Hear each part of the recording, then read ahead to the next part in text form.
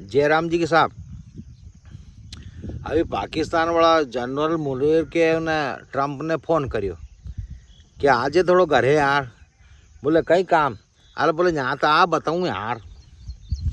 बापड़ो गयो America white house में Trump का ने वहाँ ट्रम्प ने उसकी लुगाई क्यों के अच्छा रस चावल बनाता जोरदार।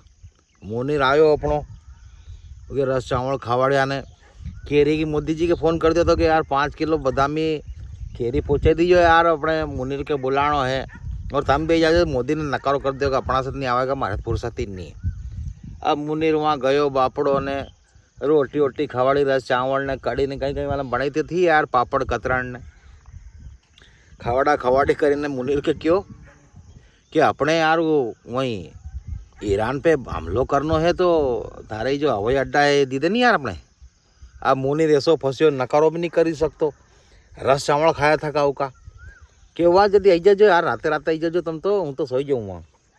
आयो ने अमेरिका ने ठोकी गयो कि 3 जगह अच्छा बड़ा बड़ा बम पटकी दिया।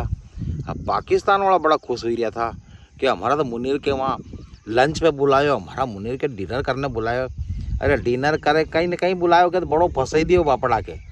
अब वो धोबी को कुतरो आ ईरान आड़े भी नहीं जा सकते ना वहीं भी नहीं सकते, ऐसो बुरो फंसायो कि बस फंसायो नहीं। पाकिस्तान वालों को तो देखना ज पड़ेगा यार।